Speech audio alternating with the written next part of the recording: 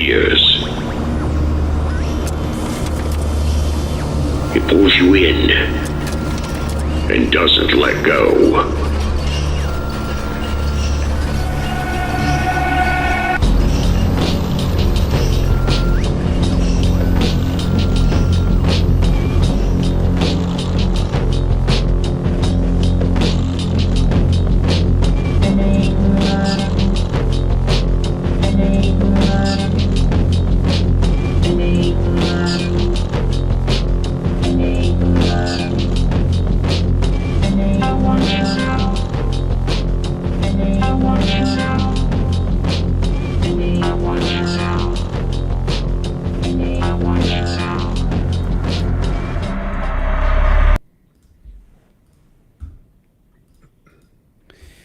Hello, hello. Welcome, Tooky's Mag. Hey, good to see you, Isaac. And you just call me David, too. Isaac. People always call me Tooky because of my avatar, but I like to go by my David. human name, too. So that's your real name, David. Is that your real name or your fake name? It's both, actually. David. I went full self-docs on that one. David Herod? Yes, sir. Sounds pretty Jewish to me. I'm trying to join the Talmudic Little network in Jewish. my application. Herod? Anyway, just kidding. So, you are the man to talk about literature with, the state of literature. And we're streaming live on Substack, by the way, for the first time. First time ever live on Substack. I think the thing I forgot accidentally to send a notification to anybody about it. But anyway, we'll have some people on Substack. And anyway, I bring this up because TR Hudson says, boo Tooky. Do you guys not like each other? Long-running grudge match between myself and Yeah, the Double I've heard about this. You lit boys are constantly scratching at each other. We'll have to get into that. But in any case, you are the guy to talk about. Look, sort of a foundational part of the dissident right, or the dissident whatever, culture, whatever you want to call it, has always been literature. I've always said that it's a writing movement first. It's first and foremost a movement about writing. And so this discussion over the state of literature, particularly fiction, has always played in the background or the foreground of this movement. All its biggest figures are writers. Sailor, Bap, anybody you're talking about, they're almost all writers. I mean, you have people like Sam Hyde, but he, again, isn't really dissident right, is he? So you are kind of an arbiter. You do a lot of videos and publishing of fiction of our guys. So I think that you're kind of the impresario that we need. Does that sound like a fair description? It's it sounds grandiose. We're like in terms of the podcast side, it's me and Gabe. I see in the chat, shout out Gabriel Sinclair and our friend Capitalisimo. Oh yeah, good old Capitalisimo. I went on his podcast. It was the worst podcast appearance I've ever done by far. Oh, perfect. I had just had a baby. It wasn't fair. I literally had a baby 4 days ago, and I was on many substances. But anyway, scenario. Yeah, live stream. I have a phobia of live streaming in general for that reason. We are live streaming right now. I hope which I'm cool with now. I've gotten over it, but yeah, I'm definitely a little bit more of I prefer to do stuff over writing more naturally. But, in the age of podcast, you kind of have to put your hat in the ring if you want to be seen. And yeah, we try. I don't think we're kind of like trying to be the ultimate arbiter, but just trying to we're like a precursor. We're the, the thing that with legs that climbs out of the ocean, like the earliest form, but its legs are kind of small and messed up and not that, good at walking. I think, we're trying to create a little bit of hype and interest in the fiction side of stuff. That's really where we focus. Because like you said, there's a ton of writers in the scene, but it's really nonfiction, political theory, commentary on current events, geopolitics. I guess definitely I would say what gets the spread in the algorithm and what, how you get a big audience. You got to talk about that stuff. Which is why we do pepper in some cultural commentary podcast, and we talk about slop a lot. That's sort of been our big thing. Yeah, you had the last thing I heard from you had a very deep um, sort of etymology The or slop lore. discussion of what slop means, and I laughed really hard when you guys were talking about Deleuzian skibidology versus. And that guy kept being like, Sanderson says this. Who That the was fuck Gabe. is that? Yeah. Yeah, it was hilarious. I was like laughing out loud as I was listening to this on the way here. Okay, Adam Luz Specs, who is a friend of mine, says we need to hear the Tooky origin story. So tell us the Tooky origin story. Okay, that's a little bit self-serving from Adam's part, but it was actually because of his book, Mixtape Hyperborea. I had read it and I was really enjoying it. And then I reached out to just some guys in a writing Discord and just did anyone want to do a podcast? Just throwing, desperation move, Hail Mary. And then two guys responded, said, yeah, let's do it. And they're just two brilliant dudes. And so the first thing we ever recorded was Mixtape Hyperborea. One of the episodes was lost due to really bad audio quality. You know how it is when you start out with this stuff. Yeah, oh, yeah, Throw in a headset and it'll all work out. And yeah. yeah, but which is an amazing book. And I know you've had Adam on before. Yeah, Adam's a very talented writer. He's a Mm. he's a massive homosexual in real life, but few know this. Few know that he's actually super super gay. No, just kidding. No, he's a good friend of mine. No, he's a very talented writer, and I think that again, this is kind of what I want to talk about. Okay, so what is the problem with fiction? What's the matter with fiction these days? I mean, I know that Bap's book is obviously not fiction. Delicious Tacos, these are the two guys who I view as basically the only two success stories we have. I mean, Zero HP is also. So those three, I mean, Zero HP is the one of those guys who writes fiction. But Bap had a thing, I think, not long ago where he was talking about the novel and how hard it is to write a novel and how in today's world there's, for some reason, the novel and fiction feels so kind of repellent or uninteresting. Do you think that that's true? And if so, why is that true? I think, yeah, it's not an art form made for the current era. So yeah, you heard the slop conversation, and when I messaged you to chat after I listened to your Dave Green episode where you guys talking about slop. Yeah. And I've been just pulling my hair out hearing some people talk about like the recurring question that connects back to what you were just asking was, you had said, how do we achieve a level of cultural creation? And one of my arguments is I think written word fiction is kind of like the base level of that. Like if you can't do that, because there's such a low inputs required, right? You just need a talented guy, with dedication to work on it and produce content, and then try and get the word out.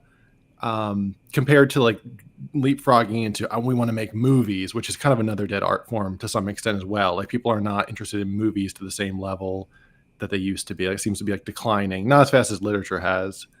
But with literature, any kind of writing and fiction, I guess the challenge I see is that it doesn't connect. Well, I guess one is a big time commitment. And so obviously in the era of social media, it doesn't have like a visual representation, so it has no stimulation.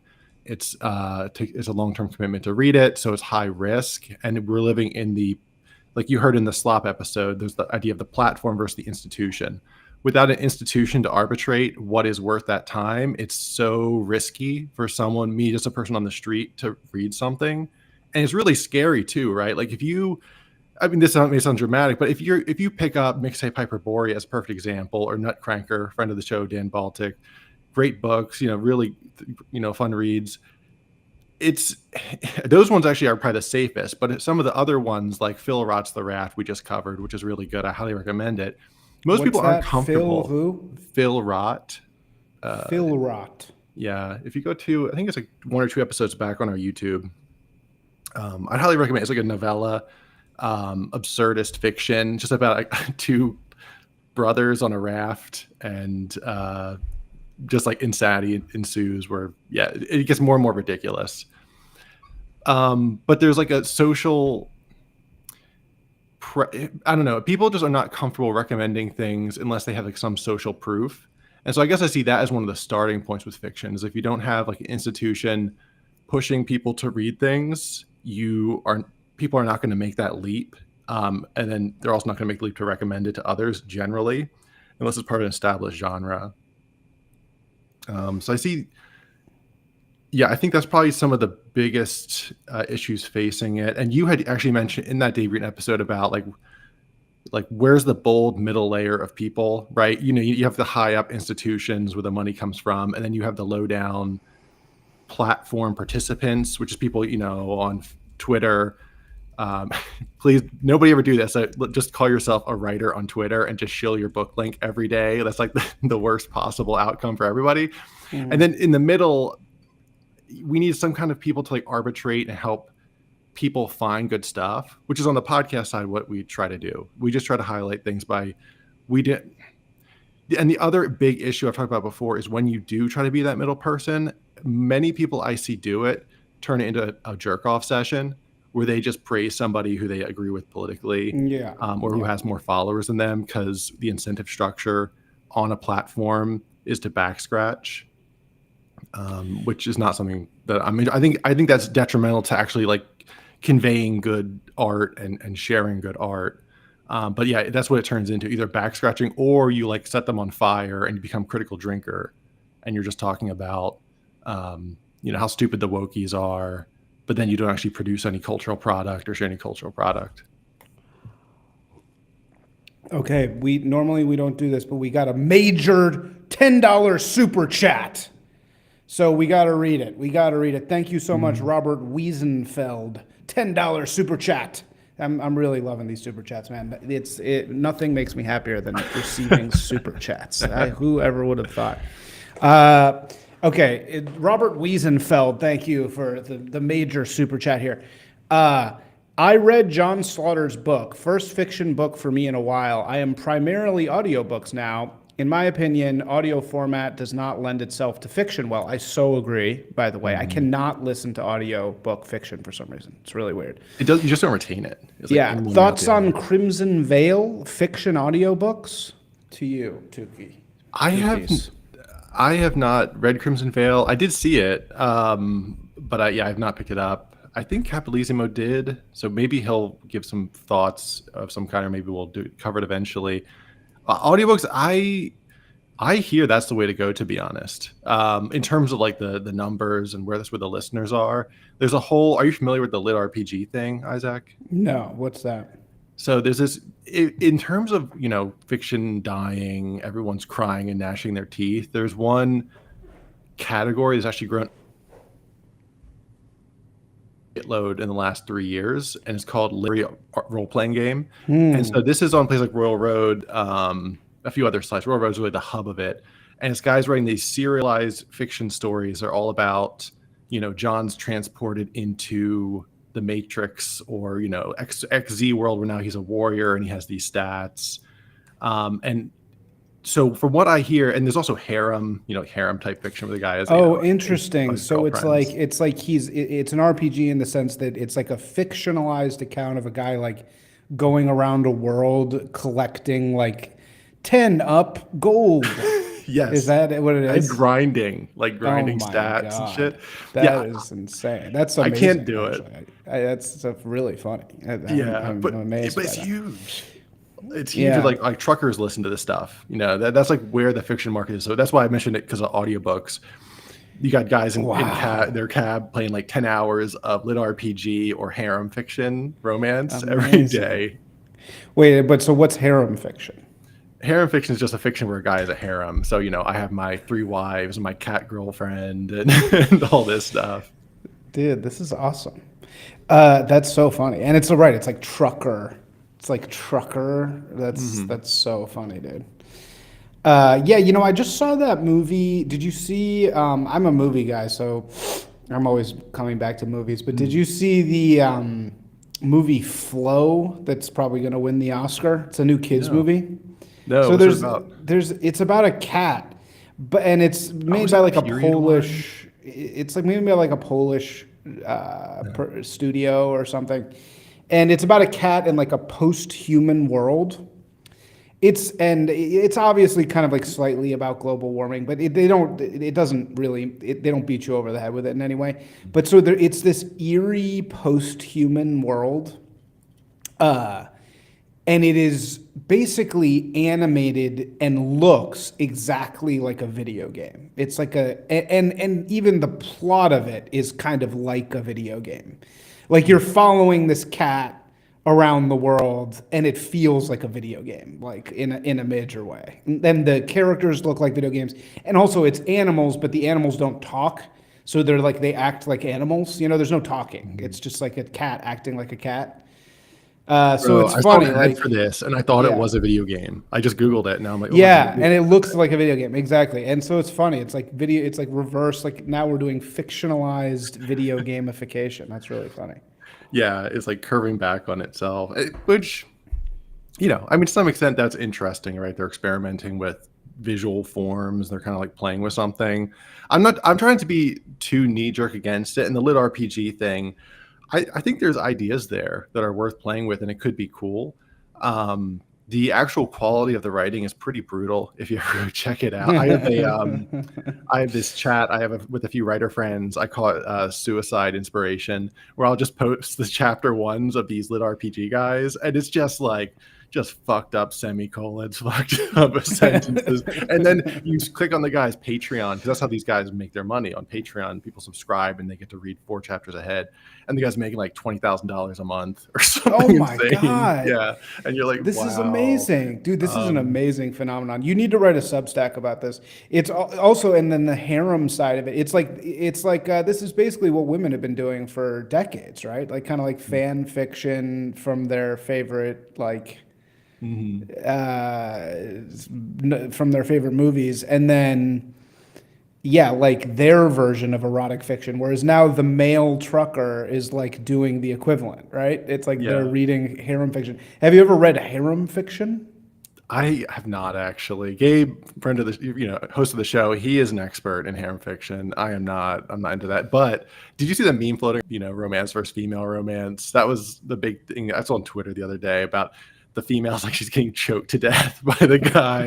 Female romance, male romance has like 3 women. Like, I'm going to take care of all 3 of you, sweeties. And that's pretty much exactly what you're describing. Yeah, right. That's funny. Yeah, I had the perfume nationalist on here, and he started his career, or not his career. He just in Austin. He was a copy editor for female. Centric, basically 50 Shades of Grey books. Mm-hmm. And his job was to he had to go in there and make sure that things didn't cross the line to rape. Like there always had to be a consent moment. And if there wasn't, he had to go put one in, because because they were all rape fantasies, but they had to have a moment of, it could never be illegal. Yeah, which is pretty funny. And then the women probably go and they cut those out with scissors. Like, let's just cut out. Yeah, this they're like, "Can't take that page out." I'm just gonna skip that. I'm gonna skip that page. Could you, redact? I'll have to listen to that one, because I've seen him popping up a lot lately. I'm actually not very familiar with him, but he's honestly great. He's very impressive. I actually really like him. He's you would think, I think he's kind of intimidating to a lot of people, but he's actually really cool. Mm-hmm. So, all right. So, okay, you had a kind of a hit video recently that was landscape, like a portrait of the landscape of dissident fiction. I mean, would you even call it dissident fiction? What would you say this is called, this sort of range of things? Yeah, I think I called it right wing in the show thumbnail, show title, just to bait people, to be completely honest, because it had people like Apocalypse Confidential in there, who is not right wing, like they're kind of dirtbag lefty. Yeah, I don't know. Didn't you have a graphic? I'm trying to find the graphic. I think you had a graphic of it. Yeah, the political quadrants of where is that? More How do me. I find? Do you have that around? I want to see that. If you have the YouTube up, I don't know if I don't know how to screen share. But yeah, it's up. It's just I think it's like 3 videos back. It's pretty recent. Okay. But yeah, but I don't. Oh, here it is. I would Yeah, I say found it. it's just people that understand the current predicament. That's kind of how I lump it together, right? Because like I have a lot of empathy towards more dirtbag lefty people or people that are sort of post left, and then obviously there's like all the ranges of right wing. I'm pretty familiar with, and I just think it's people that understand, I guess, the market dynamics and like the weird, messed up political system that we live under. And then now obviously it's changing rapidly, or it seems to be changing. But it's like people that get it versus people that don't. That's why I included people like AppCon Mag and a few others. And this is just publishers, which is a whole nother thing. I'm actually not, like, in hindsight, it emphasizes these small publishers as if they are like the cornerstone of what's being made, but a lot of the stuff is just independently published, right? As you know, like a lot of it's on Substack. A lot of it is, novels, novellas, short story collections, or whatever that people are putting out. Where a lot of the good stuff is, like, for example, Mixtape Hyperborea was just self-published. Incel by Eric Hahn. I don't think you've ever had him on, but he's another very talented writer.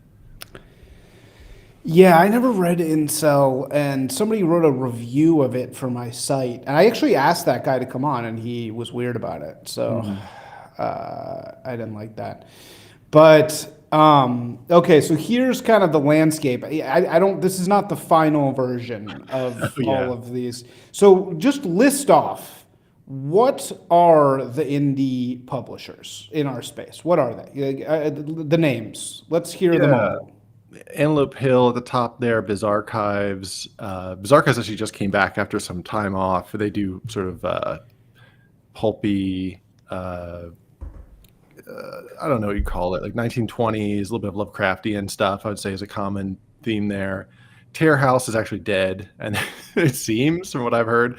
And now New Ritual Press is coming out from Dan Baltic and Matt. Yeah, Terror House was, what's his name, right? That was... I've had him on. Yeah, and I've heard I think he's got some other stuff going on in life, so I think he's kind of stepped away from that. Aureus, I actually don't know. Like Aureus and Kursova are two that we have, none of us had read, but we know that I think they're similar in that they do a lot of short stories. Short stories, I guess, side note, is just kind of a cursed genre. Yeah, short stories have always been very cursed. Yeah, I had a short period writing short stories where I was like, I'm going to be a fiction writer, and it was pretty miserable. And this fiction book from 1950 said, "I'll make gangbusters." Yeah, all these short stories. Oh, speaking of the book, everybody needs to read. Everybody listening to this, who has ever wanted to do anything in this sphere, in the sphere of literary publishing, has to read this book by David Comfort called The Insider's Guide to Publishing. This book cured me of my desire to have anything to do with fiction ever. Because he breaks down the numbers. He breaks down like the real numbers of publishing. Like he gets into the slush piles, he gets into the financial elements of it, and it is like, he basically lays out what you have come to realize independently, what we all have, which is that this is not a market in the sense that things that are good rise up. That's that is a complete illusion. There is absolutely no possible. You could write the best short story that has ever been written by mankind, and it will not get published. And he lays out why exactly that is. And it's like when you look at the actual numbers, it's like it's just a complete impossibility. Is it about like copyright law and stuff? Because like I always know, like if you look at the publishers, they put out all this, the woke shit everyone's always crying about, the absolute garbage. But then all the money they make is selling the Very Hungry Caterpillar every year. It's all these like old classics. It's stuff that people basically they own some like cultural standard issue books that everyone's going to buy, right?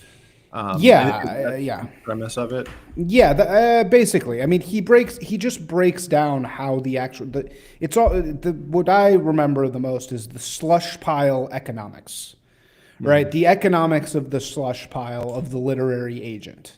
And when he actually breaks it down, you realize there is no objective, it is not objective at all. There is nothing objective about what happens. It is 100% it's a lot like the art game, which I was tweeting about yesterday, which, me and Dave Green, which is that, I think the right has this assumption that somebody said, if you invest in 50 right-wing artists, yeah, sure, 49 of them aren't going to make it, but that one is going to rise. The cream will rise, right? You have an illusion. Give you returns, right? You have an illusion that the cream will rise. That's simply not true. It's very not true in fine art. I mean, it's the most untrue in fine art. And it's certainly true in publishing as well. It doesn't matter how good you are. That really is almost irrelevant. Mm-hmm. It entirely matters who you know, what your Instagram looks like, who you're friends with. I mean, formerly the entire thing was built on identity, of course. And yeah, sure, there's probably some modicum of talent, or at least the illusion of talent, right? Like you need to write and arrange sentences in X way in order to be taken seriously, but there's absolutely no rationality of the market at all. There's no cream rising. And I think that, it's not to be too cynical, that's sort of what we have the opportunity to do, is create that sort of thing. But, what it comes down to is not artists making things that are good. It comes to middlemen, impresarios, believing in things that are good. Mm-hmm. That's really the missing piece. And I really am rambling here, and this is not my goal. It's all gold, man. Yeah. It's because that was one of our goals. Is like agree and amplify good stuff, right? Because like if something doesn't have champions like that, and champions that people actually engage with, not in a one-off tweet, but like an actual series of podcasts that is actually a format people engage with, like that, to me, again, we are small fish in a small pond, but I hope 100 other people do similar projects, because I think it's exactly like you said. You need a commentariat. It's like a prerequisite to anything gaining any kind of cultural foothold, because otherwise it's just going to be 1,000 indie writers or creators of whatever stripe, and then they kind of throw their stuff out, and then it's only going to survive as strong as their own personal platform is. And so the ideal would be have some kind of shared online community, right? Like an actual like series of newspapers or Substacks, or podcasts that pass these ideas around and form consensuses on things. I think that's that's what the old institutions would do. That's what the newspapers would do. And like you said, it was not mysterious, right? Like actually Gabe always likes to mention Ezra Pound as an example of, it wasn't just, whoever sells well goes in, right? Like he can pick people that he believed in. And you have to force it. You have to force it to happen. Mm-hmm. Yeah, and that's why your discussion here is so good, because what's great about this map you've created, and the reason why I think this resonated and everybody talked about it for a little while, is that you are nailing the correct thing, which is that we don't need to talk about the quality of our writers. We need to talk about the quality of our publishers. That is the thing we need to focus on. And we need to focus on people who are overwhelmingly dedicated, both in the belief in the good and the desire to force that good to be recognized. Mm-hmm. And really the latter is what's missing. And actually both are missing. And happening in the background, we have this sort of fake illusory thing of, oh well, people who rise to the top on Twitter, that's what's good, and that can help, and that's actually why we're so bad at it, because we have this sort of illusory, curator, which is clicks. It's like a fake middleman. But dude, I just watched this. Just by way of example, I watched this documentary about Suge Knight. You know who Suge Knight is? No. So Suge Knight was the impresario who made West Coast gangster rap happen. Okay, early Diddy. All right. Yeah. Well, him and Diddy were sort of opposing. They were like enemies with each other, right? And it's really funny because Diddy made it, right? Diddy figured it out and, had gay meth sex parties because that's what he had to do in order to make it happen. And then Suge Knight, you posted about this recently too. Yeah. Suge Knight got BTFO'd and is in jail because he was not doing that, right? I mean, he was not playing the game with the right people. And Dre kind of left him behind.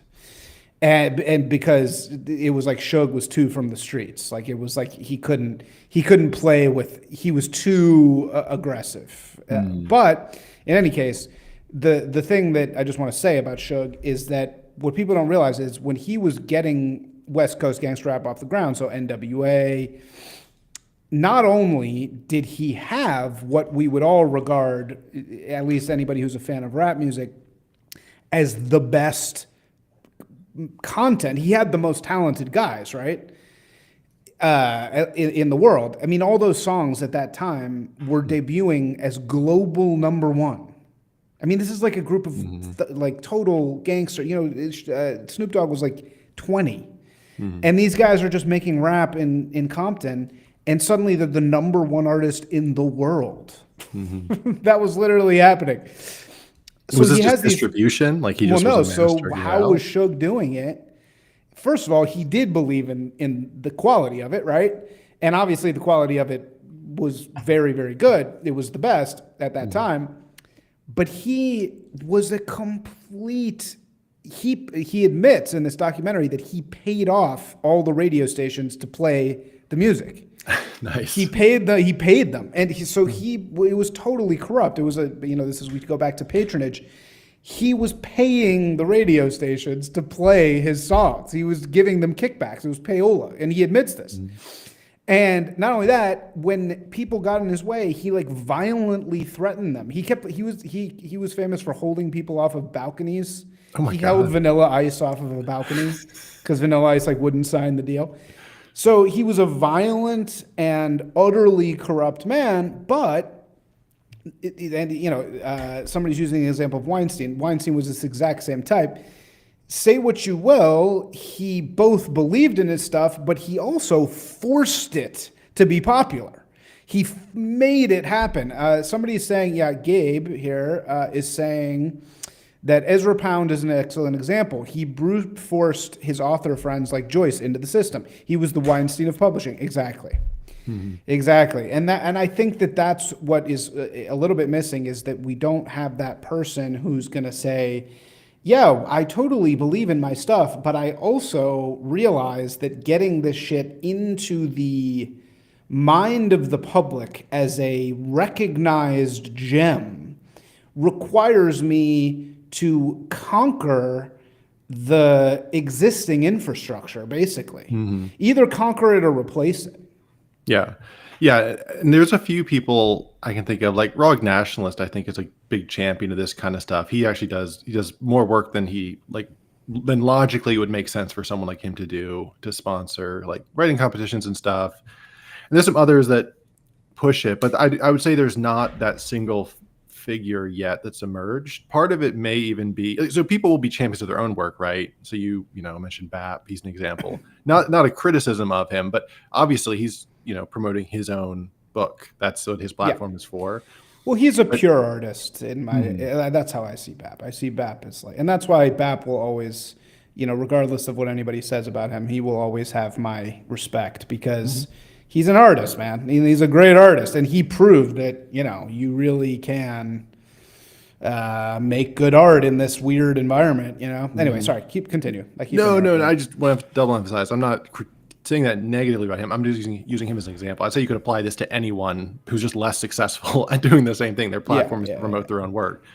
And we don't have, part of it might just be how little money is in writing right now. And particularly like in the more quote unquote indie model, you don't have the write-offs or I forget the term for it, where you get like a 50% wholesale, whatever, if you're selling books to physical stores. That was a thing. Mm-hmm. I think Passage actually is getting that now. So hopefully maybe that will help them advocate for their writers. So they're trying to go in store. Well, yeah, to some extent. Yeah, they I think bought a physical location so that they can do. I'm not super like literate on that whole rule system, but it's where like they pulp the book and you get there's a whole deal where if you're a bookseller and you're like a large publisher, you have a physical location, you can sell books. I think it's 40% off or something like that, like at a wholesale price, enough to cover your manufacturer and a little bit extra. And you sell it to a bookstore. If they don't sell it, but within 300 days or 360 days or something, they have to like rip off the cover and then they pulp the rest of it, or they're supposed to for tax reasons, and then they get all their money back, something like that. But anyway, I'll have to say it goes to your earlier example of the inside baseball of book publishing and how these things are pushed. A lot of it isn't just what's popular, what's good. It's like somebody high up made a big bet. They put money behind it, and then they like got that shit in the highly visible end caps, and they played all these games. And we don't really have that now. And I just don't know if that's even possible with the virtual world. And you heard me talking about like the platform versus institution format on that slop episode we just did. And in the platform world, I just don't know if there's enough profit incentive to like be a really successful middleman, which is why maybe it's going to be a confederacy of a couple little middlemen trying to create some buzz. People are going to have to get serious about conquering the existing pipelines. I think that's what's you're going to have to create your own for sure. And that's happening, and people are creating their own. But it's going to be about conquest to a degree. You're going to have to force the pipes out of the hands of these people to a degree. And I mean, that's what I'm probably going to do personally. And that's what I'm going to dedicate my life to over the next decade once I get it all in order. But it's the thing that is missing is, we're gonna have to.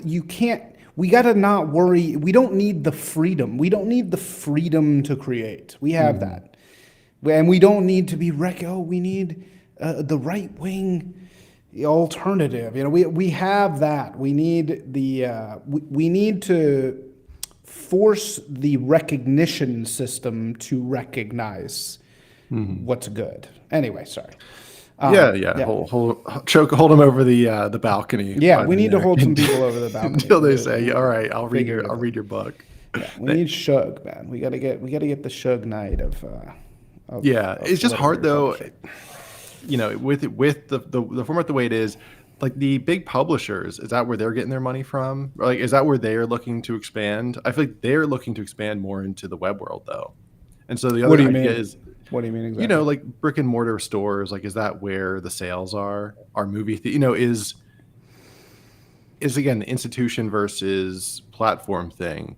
Is Mr. Beast trying to make a movie that's played in theaters? Like, is that the move that they're eyeing? I feel like they want to be on Netflix, right? And so, or they want to be on. Who's they? Anyone successful, anyone with like owns a production company. I feel like, I guess I don't. My worry is we have a lot of like millennials, in the audience. We got a lot of millennials and elder millennials in this group. I worry that we might be too much hidebound and trying to be like, oh, we need to take over, whatever the most like official prestigious things, right? Like we need to start a movie house in the traditional model, or we need to start, a book publisher in the traditional model, and I don't know if that's the right move either. Like I hear what you're saying about forcing it, but my thing is maybe we need to be thinking more about, creating like an online tribal network of like people with shared ideas and shared and like social pressuring to engage with certain kinds of culture. I think that might be the more effective way to get people to actually engage with it, rather than, because I don't think controlling the institutional means of production is like where the growth is happening. I might be wrong. Like No, say more about what you mean. Like, what do you mean exactly? Yeah, well, just like getting physical copies in bookstores. I think that's worth doing 100%. But in terms of like where do we want to conquer and where do we want to grow into, I would lean more towards, I guess my personal preference of where I think the growth would be is growing more into different online communities, creating a broader set of culture that's not quite as bottled as DR Corner. Like this is, I guess I've talked before about trying to bridge the gap with like dirtbag leftist, like the cultural gap. I'm not saying I don't give a shit how they vote, because I don't think their vote matters very much, or mine matters. But bridging that gap culturally and creating like a more and I see that from the people I deal with and the books we cover. A lot of them do not associate as strongly with some of the political ideas and thinkers that you and me and a lot of people in this circle probably do. But they agree with enough of them that and that our work speaks to each other, the writing speaks to me. And so I guess I view it more as people are retribalizing via the online world, because you can have your ideas and you have this sort of your revealed preferences on the internet is like a way of soft voting. Is like and you elect what tribe and like online circles you're connected to, and then within that tribal circle there are social norms and there are cultural artifacts, and I think defining those cultural norms and social artifacts is like a big power base in the future. It is presently, and I think it will be more so in the future as these lines get hardened, and that's where like ideology and loyalty will be built. And then institutional control, I think, is important in terms of, book distribution to stores. There's some prestige with that too, dominating some of these flailing institutions as we can. But some of them I think are just impossible to get a hold of for the time being, because like I said about the Hungry Caterpillar example, they're making all their money off of just printing old shit or stuff that is enforced by the government they have to read. To Kill a Mockingbird, to list a favorite of mine, the garbage fucking book. Oh, you don't like To Kill a Mockingbird? I wasn't nuts about it. That and Night were not like, actually, that's a whole nother story. No, yeah, tell us about your thoughts on Night and To Kill a Mockingbird.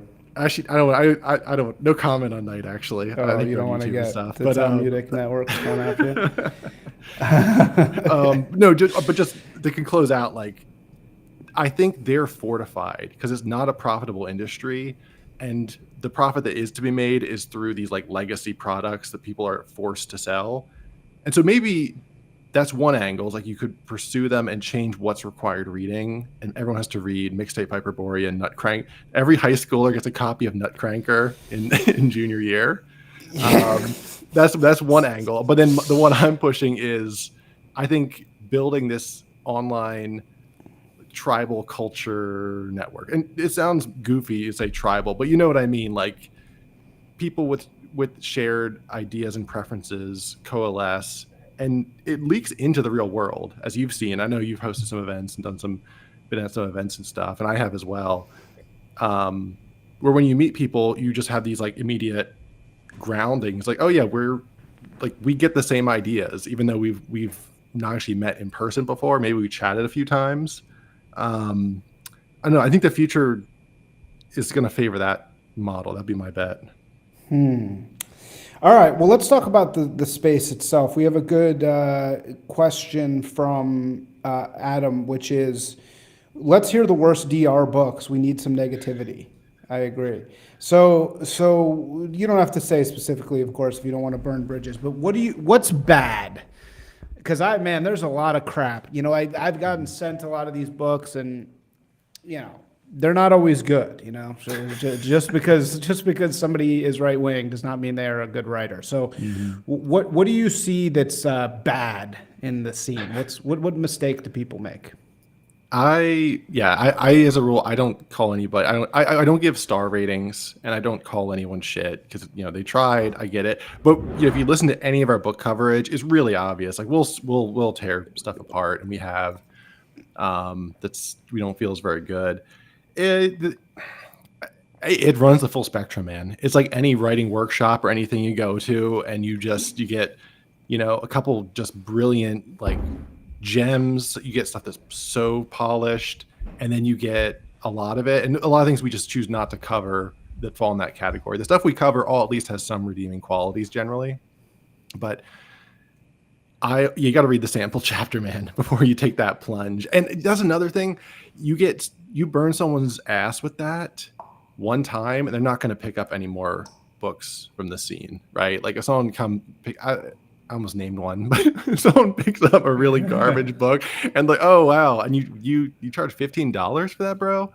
But fine. But this is what I don't understand. What makes it garbage? What makes something garbage? Because we have there's no baseline. And you should be much more brutal than you are, in my opinion. This is exactly the problem. The problem is we're way too nice to each other. And we got it. Like, how effing completely savage the main, what we regard as the mainstream is on these things. Like, we're not going to get anywhere being nice, man. Yeah, like it's going to be boring. Nobody's going to care. Like, we got to treat each other with the same state. We're supposed to be right wing. This is the biggest fucking joke about right wing art. It's everybody's worried about how nice. Oh, we're bros because we both voted for the same person. Yeah. Oh, so you're writing. No, we should be. Our only advantage is that we can be 10 times meaner than the women, right? That is our advantage. That's what sets us apart. So we should be a-holes about it. But anyway, I agree. Well, I would just say if you listen to the reviews, I don't think we hold anybody's hand, but we try to be mostly constructive. And there are some, again, I made it a rule early on. I don't want to be calling anyone out by name as saying like, oh, they're the shittiest, although one or two do come to mind, the worst authors in the scene. I think we're not mature enough for that yet. Like I just don't know. I don't see the value at this level with the amount of people interested in it and being just absolutely savage and just dragging somebody. It's fine. But all the writing issues I would say are, shitty characterization. The same stuff you see in any book. There's nothing magical just about because the guy has a certain worldview. You might be thinking, oh, it's got to be that their politics is always like shoved in my face. I think that's only happened once in the ones that I've actually read. Most of it is actually people are pretty self-aware. And actually probably one of the more forward ones was Nutcracker, which actually was funny because it put the politics pretty much in your face. Okay, so you're saying that it's not because you're saying it's not because of Big P politics. Nah, it's the same as everybody else. They write something they didn't edit it enough, right? Or it's just really amateurish in the way it conveys ideas. With language is just simple as fuck and just falling asleep. I'll leave it at that. Okay, so what are the problems? What do you mean characterization? Just writing characters that are really simple or, boring. I'm trying to think if there is a through line in the things we have had issues with. We had one book that had an additional protagonist. Like it was a third story. The protagonist was told the story of another protagonist. Experimental. Yeah, it was very experimental. The guy was like locked in a room being told the story. And it's like, oh my God, dude, if I have to listen to another like third person story of another guy. Just yeah. Okay, so what do you like? What are your, if you don't want to say anything bad about anything, what do you like? What stands out as good, and why?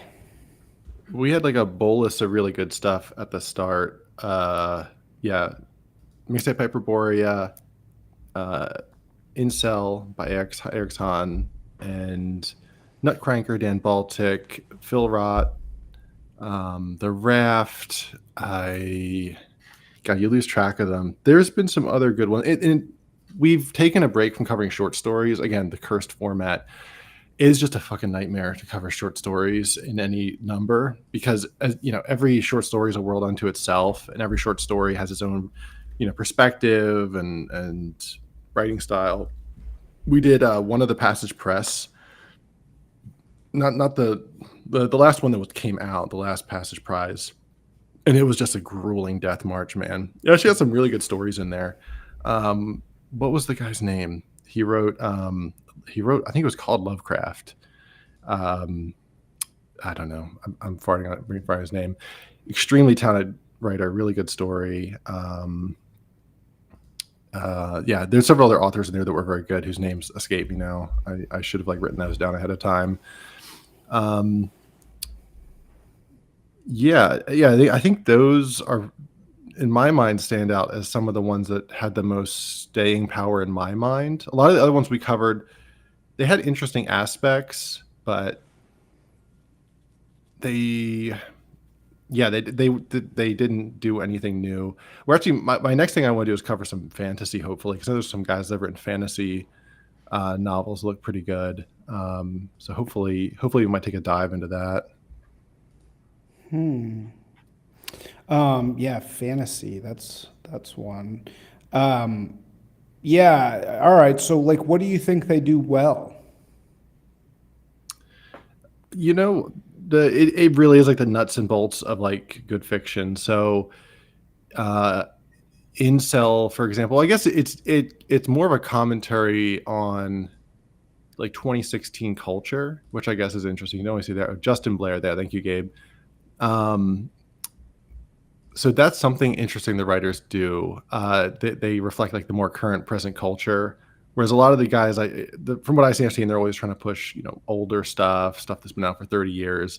And it's not at all like reactive, reflective to like the things we're seeing every day. So Incel talks a lot about like BPD has like a prominent chapter. It has commentary like the whole incel phenomenon, like as it was rising, Tumblr culture. Nutcranker kind of has like the 2016 reaction. So that's interesting, but ultimately, I guess for me, what makes it worthwhile is just as a good story, period, right? It just has good pacing. It's well edited. It has consistent theming. It really is just the nuts and bolts for me that I would grade it on. And then whether it has like an interesting to discuss dynamic is always a plus, especially because we actually cover it in a podcast. So we've had one or two. One I'll list because it wasn't bad, but God is a Killer. That was a novella from Apcon, and it was like a solid novella, but thematically it was very straightforward, and so to me it wasn't as interesting as a part of our reading list, right? Because it's not reactive to contemporary modern daily lives culture in any way that's like meaningful. Instead, it's just kind of a straightforward sort of a thriller story. Not that it has to be like I definitely don't be grading and saying, oh yeah, every book has to be a commentary on the situation, capital S, the situation. I find that kind of limiting. Mm-hmm. Right. If it's all about like a comment on what's going on. So, I mean, why are books so important to you personally? How did you get into literature yourself? Same as anyone, I just grew up reading. I started doing a Substack 2 years ago or so, really informally. I say I post fortnightly. I actually post like once a month or every other month or so, and a little bit of a pause. I've been doing some health stuff, but yeah, I think that's. And then I do write some fiction, so I do essays and I do fiction, and I have a novella out. So, you know, part of it is just I'm part of the scene, so I view it as a way to like engage with it in a more interesting way than just posting, photoshops of a naked girl holding my book or something. I find that, and like I said, I consciously decided not to be an ass kissy. I feel like maybe I came across as like a back scratchy by not being willing to throw someone under the bus as the shit example, the example of shit.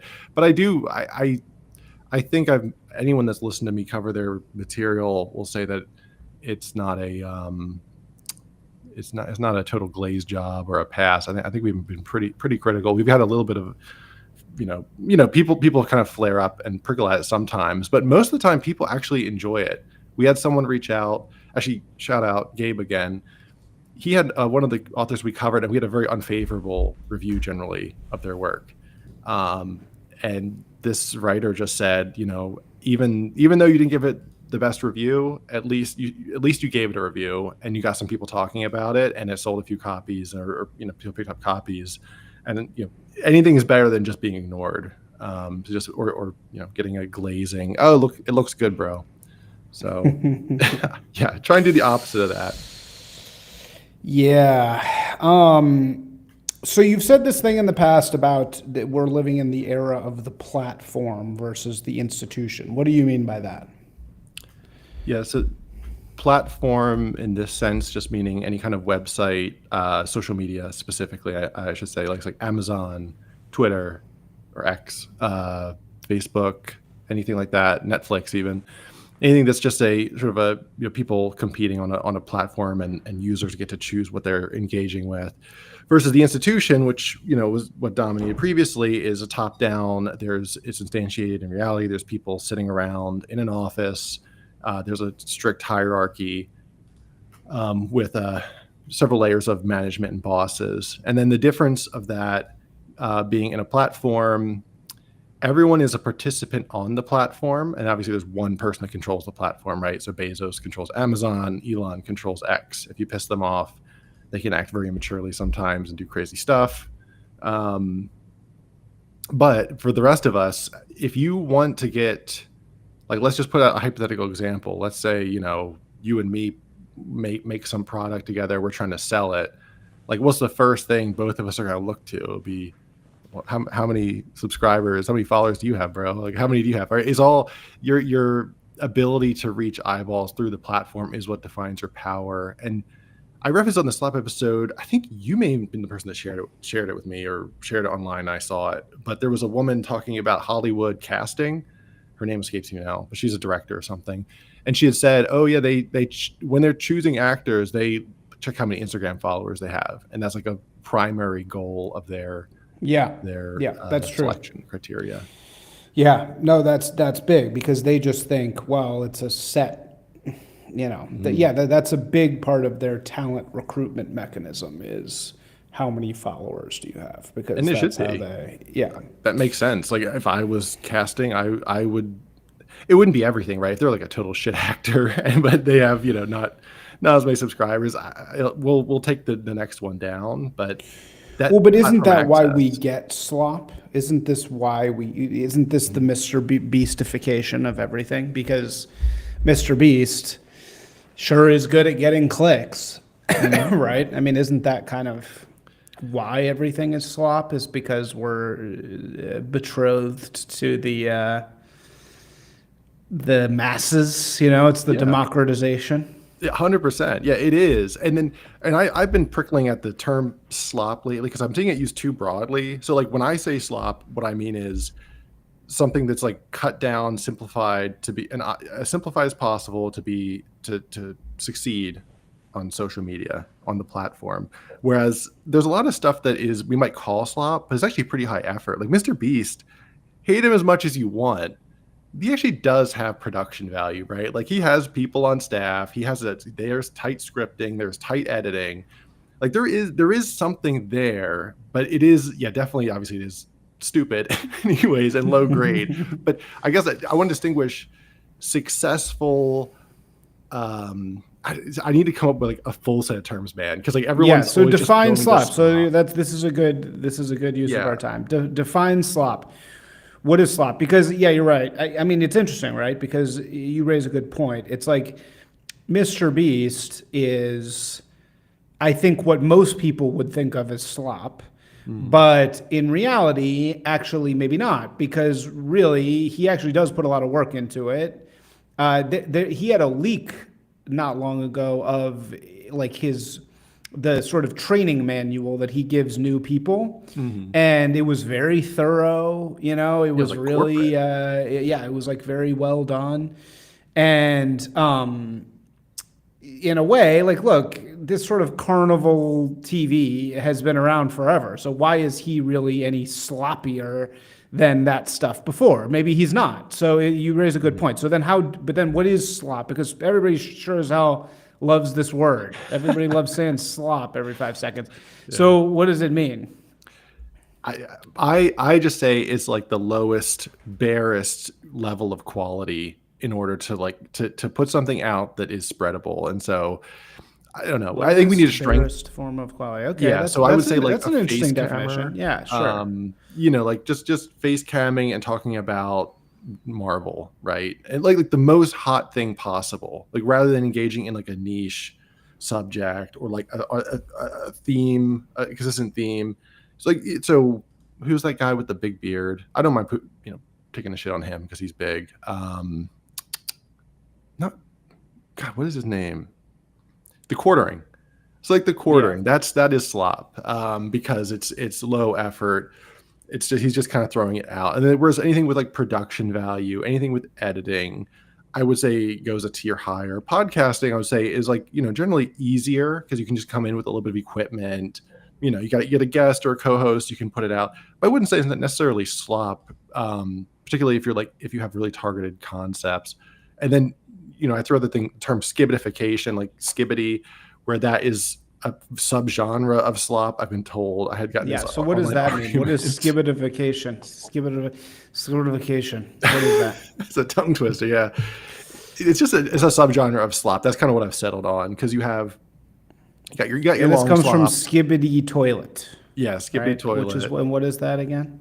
It's a series of shorts that actually are getting longer as the series go, but just about a toilet that pops out of or head pops out of a toilet and sings a song. If you look it up on YouTube, each of them get 1 billion views within an hour of going up. People love Skibbity Toilet, and it's social media optimized because it's so short, so shareable, visually stimulating, but there's no like deeper meaning to any of it. Particularly early on. Actually, as it's gone on, the editing has increased. And so it's another case of like, to me, that's definitely early Skibbity is slop, even though yes, there was editing to make it, but it was just thoughtless nonsense. And then as it's gone, they're actually they have like World War II level battles going on between the camera head people and the toilets. It's insane. If you haven't seen anything of it or besides like a picture, I would recommend checking it out just for a few minutes. So I think that isn't it also a type of animation that it's machinima. Yeah. And machinima is like basically using speaking, because this is how we started this conversation. It's basically using video game graphics to create sort of stories, like kind of really super simple video game graphics, right? Yeah, exactly. Gary's mod specifically, which people have been using for a while. What's Gary's mod? It's just a mod to use, Half-Life 2, like the visuals and the game engine for the game Half-Life 2. It's just that. I've never used it. Here it is. Here's Skibbity Toilet. Yeah. And so what actually happens? Like, it's just, okay. It's just stupid weird heads singing a dumb song, and then they lunge at you at the end. And so it's kind of like, it's just optimized for like to hold someone's attention for 30 seconds because it's jumpy and scary and faces and poop, like the two things that attract the human brain more than anything. Faces and poop. Wow. So people love this thing. Interesting. Yeah, just wait, I'm early on in this, but I think we need to like start specifying slop subgenres, because if we just say something is infantilizing, which is I've seen in the recent Substack series of essays between Constantine Alimaru, not Alimaru, Constantine, some other Constantine, another Constantine on Substack, and David Green as well, and they're kind of talking about slop as being something that infantilizes the viewer, and I feel like a lot of people we're missing the social media aspect of it, which you're mentioning, which I think we're just stuck, and you have to find a way to survive, be social media optimized to some way. I guess that's my shitty conclusion I want to push towards. You got to make peace with it, and you can either you can skulk and say, oh, we're too brilliant to have to play by the rules, and the future belongs to those who show up, so you're not showing up in that case, or you have to suck it up and find a way to balance your output in a way that actually will attract like the people in the world as it is. Yeah. I think this person says, Sean B says, I think slop is created by the necessity to engage with mass systems in order to compete in the modern world. Yeah. What do you mean by mass systems in that case, What do you mean by mass systems, Sean? Yeah, I think it's kind of a it when you see it thing with slop. I mean, I've long had this theory around deep fried culture, and deep fried culture is, I think, like I call our era the deep fried era, because postmodernism is like a collage, right? Like postmodernism to me is like a remix. I mean, I know a lot of people talk about the ugliness of postmodernism, but for me, postmodernism is actually just about sort of culture referencing itself. And so, yeah, I would say the postmodern era is like a collage of things, or, Andy Warhol probably is like the most postmodern artist. Whereas deep fried it's not just like three things copied. It's not three recognizable things copied or one recognizable thing copied in some new way. It's a copy of a copy of a copy of a copy of a copy, right? It's like it's like a million copies of a million things. And I think that's kind of like where our culture is. And not everything like that is slop. There are some things that are deep fried that are not slop because they're well done. And I think a deep fried meme is the perfect example. Deep fried meme is like it's generation loss, right? You're seeing how the machine operates in a way, because each generation of that copy loses a little bit, but it gains like the quality of the machine itself in a way. And I think that's what like deep fried art is. And slop is deep fried art in the sense that it's like there's a million references in it all at once. There's a million things that we've seen before that are all coming together in this one sort of place. And that's what AI does, right? AI conglomerates the mean. It conglomerates the average of a million things that have come before. And so I think like slop is, I just saw an art exhibit from this guy, John Raffman, who is famous for doing AI art. And John Raffman, he has a slop TV thing, which is like, and what is on slop TV from John Raffman? Like it's slop because it's so packed with references all at once that it becomes like puke. It's like over referencing. Yeah, here's slop TV, right? And it's like this is what he's calling slop TV. And it's like, yeah, it's slop because it's like you know what slop is? Slop is, in the food context, it's like Jolly Rancher flavored Dorito pizza. Yeah. You know, like that's slop. Why is that slop? That's slop because it's a million titillating references on top of each other. It's like Jolly Rancher pizza was one thing, but Jolly Rancher Dorito Buffalo pizza, you know, it's like a million layers of combination of things that people like together. I don't know. It's like it's just reference. It's just pure reference. Right. It kind of reminds pure me reference. of Yeah, exactly. the Milady art scene. If you've seen that floating Yeah. around, that seems Yeah, extremely deep fried based on your definition, where it's just like everything is just like like a lot of just buzzwords on this like wavy back, like I don't even know you call that color palette, but you know, just like that burnt out, like overexposed color palette with like a little anime face. Like it's like all referential to internet culture. Yeah, right. It's endless reference, and yeah, I mean, it's like okay. Gabe says slop requires no critical thinking from the viewer customer. You are supposed to get it the moment you see it. Yeah, he says hyper palatability, but I think again, what makes it palatable is that it's accepted reference. It's a million things that are already popular piled on top of each other to make it even more popular. It's like it's like utter masturbation. It's like it's taking the references that sell and put them on top of each other. Okay, Sean B says, by mass systems, I suppose I mean any process that extends the reach of a good or service in the broadest way possible, usually based on a formula. By necessity, art becomes a mechanical process. Yeah, I mean, that's basically what we're saying. We're saying that slop is like you're taking mass indicators. You're taking like the act of propaganda is fundamentally about an act of unification. This is what Bernays would say. Propaganda is about unifying interests into one collaboration. And so you like take the dock workers and the shoemakers and the physicians, and you somehow find a way to do an initiative that benefits all three of those people.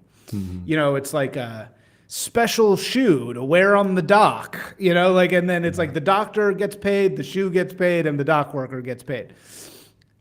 In a way, slop is like perfect consumer propaganda because it's full of things that people recognize instantaneously and therefore are drawn to. As you just said, it's like toilet plus face. Well, it raises a question. That's a whole other aspect. You're reminding me of like thumbnails, like YouTube thumbnails. Yeah, YouTube thumbs. Something I've been purposely trying to get better at because it's like a really productive way to try and like get more eyeballs. And it's exactly what you're saying. It's like have two things people recognize, and then the other is imply one novelty, like one twist. So like I had on the last one, picture of Brandon Sanderson's face drinking like a giant fake cocktail, looking like a king, and then Todd Howard, and these two faces, and I added like glowy eyes, like the Bitcoin laser eyes. Yeah. And that seemed to like get eyes, do better than our normal stuff. And it's all exactly what you're saying. It's like there's instantly a story of two characters, two faces, and all slop will follow this format of recognizability, and then you add like one twist, and usually it's a false twist where you pretend I'm going to present new information, and maybe you do, but that is exactly what you were saying, and Sean was saying. So what do you mean new information? What is that part of it? So the new information would be, how there's the red arrow meme on YouTube videos where there's always like a red arrow pointing at something. Yes. That is like a subtle way to suggest that there is something at the end of this arrow. And sometimes it doesn't point to jack shit, right? It's just sometimes it's just like, the arrow of nothing. Yeah, what's he talking about? Yeah. But it suggests that there is a purpose and that you haven't realized like a connection with these two characters or between like this product and the arrow towards like $sign. Yeah. It reminds me also of like those, do you know those, like TikTok has these videos sometimes where it's like they create suspense. so ridiculous if you think about it. They create suspense. It'll be like a video of a mall, and it'll be a bunch of people in a mall, and then they'll insert like a sound effect that sounds like it's like a crowd like getting excited about something or freaking out, right? And then it'll stay on the picture of the mall, and then nothing will happen. and then everybody's like, what happened? What what am I missing? And then everybody comments, what did I miss? Like what happened? And it's like, that's the point, It's like trying It's to not lead like you. blue balling you. Yeah, it's like blue balling you of something happening. It's really interesting. It's very, very interesting. Oh, hey, Sean B. Here we go. Dude, we're killing it with the super chats today. Wow. Of course, Sean B. Let me read the rest of your comments here because you have now paid for a super chat. Okay, Sean says he was the guy who was talking about mass systems, which was a very good point. And he said, for example, in fiction, I have heard that publishers no longer want authors to write characters with accents due to translation issues. Okay, so that's sloppy in a way. Yeah. And then they want a story to have global reach, so the cultural relevance that an accent to lend a particular people for which a story has been created no longer works within that business mode. Yeah, Sean, it's a good point. And actually, the interesting thing here, tension-wise, is that it's kind of as globalism do, there's a tension between what is the flag of the globalist, right? The flag of the globalist is not gray, it's rainbow. And rainbow, it is the nature of globalism is gray, but the symbol of globalism is rainbow. And I think what we're saying, kind of the same thing about slop, is that it's like the visual nature of slop is every color that is appealing, but in reality, it's like it's gray, right? In reality, it's just slop. Slop is the perfect word. It's just this disgusting concoction that signifies nothing. It's like, actually, what I would say the most sloppy thing would not be no accent. What the sloppy thing would be to have a movie where every character has a different attractive accent, right? It would be like the really crisp British guy and the really like droll Southern woman and the Ebonics hood guy. Like that would be the sloppiest thing because it would be all these cues that create a feeling of like interest in the audience. Yeah, they kind of did that with God, what's the name of this show? It's like Victorian England, but everyone's black.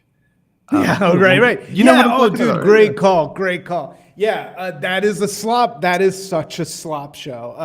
Bridgerton. Thank you. Yes, it's killing me. Yeah. My wife was watching that. I was losing my mind. Great point. Yeah, total slop show. But yeah, because everyone's just, actually there's like, they force it in. There's like the heavy girl. There's the perfect accent. There's